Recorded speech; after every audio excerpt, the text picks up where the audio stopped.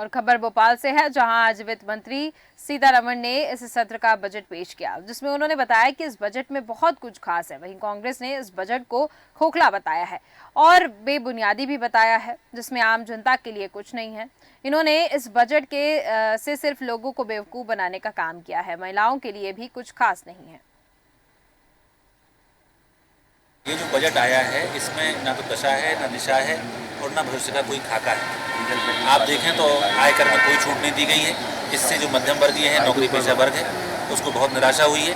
हम सब आशा कर रहे थे इनकम टैक्स में कोई छूट मिलेगी। दूसरी बात, जो 10 साल से ये बजट पेश करते आ रहे हैं और पहले ही बजट में इन्होंने कहा था कि हम हर साल 2 करोड़ नौकरियाँ देंगे। इस हिसाब से अब तक 20 करोड़ नौकरियाँ मोदी सरकार दे चुकी होती, तो इन्हें बताना चाहिए था कि कितना उसमें से दिया, कितना नहीं दिया।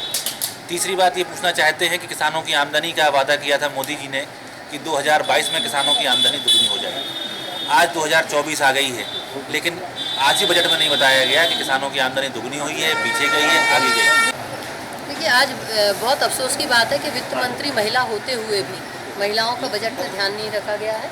एक तो भारतीय जनता पार्टी ने जिनको वित्त मंत्री बनाया है, वो इतनी गैर जिम्मेदारानापूर्ण बयान देती हैं कि उन्हें स्वयं को खुद ये नहीं पता कि महिलाओं को राहत के लिए क्या क्या चाहिए। यदि आज रसोई गैस की कीमतें कुछ कम की जाती या घरेलू उपयोग में जो वस्तुएं आती हैं उन पर कुछ टैक्स कम किया जाता तो निश्चित तौर से महिलाओं को राहत मिल सकती थी। लेकिन हमेशा ही वित्त मंत्री ने बहुत ही गैर जिम्मेदारापूर्ण बयान दिए हैं। जब प्याज महंगी हुई तो उन्होंने कहा मैं प्याज नहीं खाती। तो ये इस तरह से जो महिला सोचती हो, उनसे महिलाओं को उम्मीद भी नहीं थी। और आज जो उन्होंने बजट पेश किया है, उससे भी ये स्पष्ट हो गया है कि भाजपा महिला विरोधी है।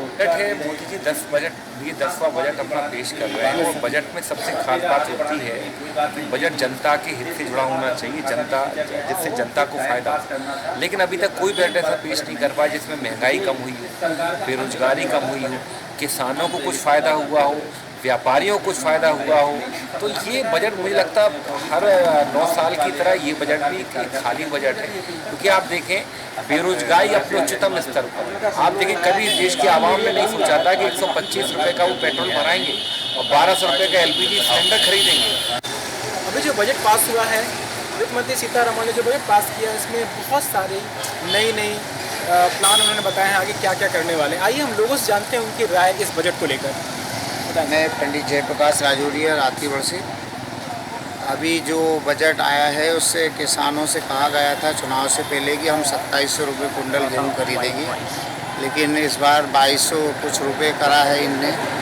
लेकिन ये किसानों के हित में भी नहीं आया है, महिलाओं के लिए भी नहीं आया है। जिन्होंने कहा था कि महिलाओं को भी कुछ रोजगार देंगे, महिलाओं को भी अभी इसमें ज़्यादा ध्यान नहीं दे रहे हैं और सब चल रहा है। लोग परेशान है इससे, बजट से ज़्यादा खुश नहीं है लोग।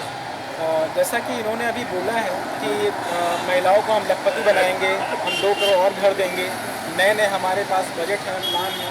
तो इसके लिए क्या, जैसे लोग काफ़ी उत्साहित हैं कि हमारे बहुत सारा बजट है आगे कुछ करने के लिए, इसलिए आप क्या कहना चाहते हैं? इन्होंने पिछले चुनाव में महिलाओं से भी कहा गया था कि 1250 देंगे, 1200, 1700 देंगे, 1700 से फिर 2200 करेंगे।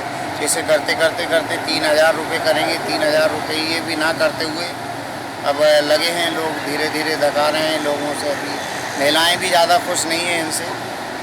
इस बार देखते हैं आगे क्या टॉक चल रहा है पब्लिक के बीच में।